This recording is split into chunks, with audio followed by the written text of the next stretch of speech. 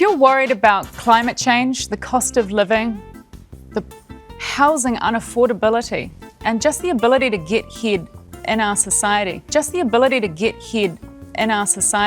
So for the young people who are watching and who have a minimum wage job at a supermarket or, at a local shop, and you're offering them $10 more a week, so 1.5 cabbages more a week, and you're saying that what they should do is just get a better job. It's better than a few cents off your carrots.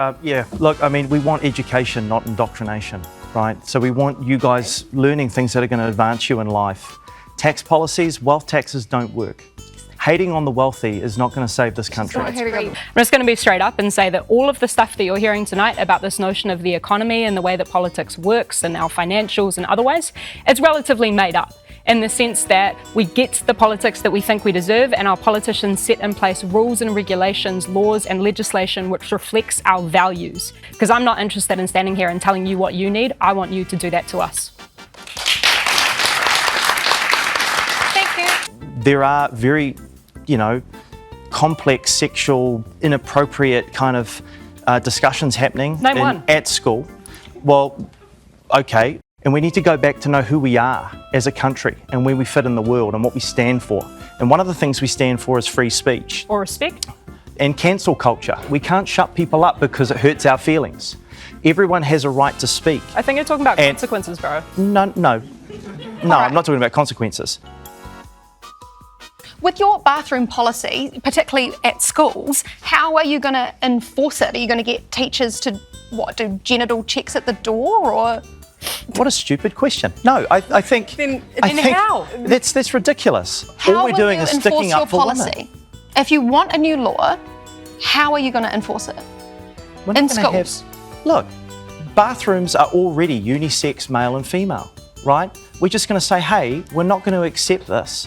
Because there are people on the outliers that more kids now are transgendering or transitioning than ever before. And the gays came out the closet only 40-odd years ago or something? Take a second. There's actually a lot of lesbians and a lot of gays that are actually against... Are you talking on behalf of the women and the lesbos now? Because let me have a moment, please. No. All right. I was invited to talk at a speaker event. No, I was just invited to When talk. everybody talks at once, it feels too hectic. So, Chloe. Well, speaking on behalf of the woke lesbos, what I do have to say is that ultimately... Well, no, I did. That are going I'd like to hear from Hannah on this. I am so sorry to our takatapui whānau that have to be used as a political football for gaining voters, for gaining votes. That is absolutely, Kati, you do not interject into my kōrero. You had your time, you don't interject into my kōrero. But you're not saying the truth. I will speak my truth, you speak your truth. Don't you come into my kōrero. Don't you come. All right, we'd like to hear from Hannah, and if we're talking over each other, I'm going to start slamming the buzzer. Sure.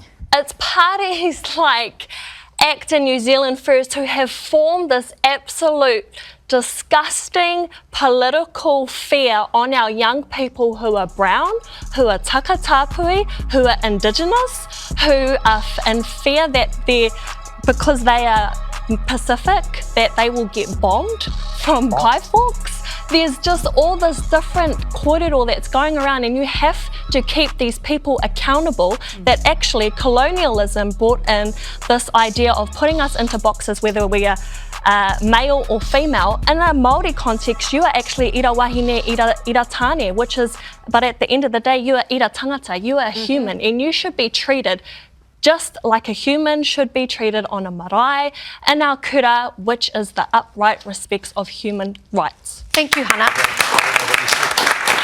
National, I'm going to go to you. Your leader, Christopher Luxon, said that this bathrooms policy is on another planet and that voters care about the cost of living, not bathrooms. But is that just you guys avoiding the issue either way? No, I just don't think that it is. I go into schools every day of the week because it's my portfolio. And I ask them this question, how do you deal with it? Especially in a primary school where you've got a child who is gender diverse. And the schools say, well, we just deal with it. We have either use a staff bathroom or we assign them a bathroom, and it's not a problem.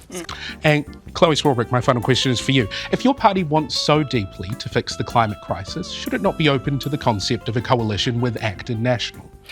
You're talking about two parties that want to reopen oil and gas drilling in Maui dolphin habitats to mine on conservation land and continue to put forward policies that have absolutely no emissions consideration. So, no. Is that a 0.5 there, Chloe? I've been hit lot by to be said lightning, about but no, I'm not afraid. You've been hit. I have to Yes. ask, what? Yeah, I was in Rome with a friend of mine. We went to an Iron Maiden concert, and we were walking over this bridge, and I was like, wow, look at that lightning, that's pretty cool. Bam! And Wow. yeah. Not hit by climate lightning. change related, but that is That is a a pretty- very interesting story. I'm such an idiot. For helping you. What? You haven't even asked about Tracy. Who? Who? My girlfriend.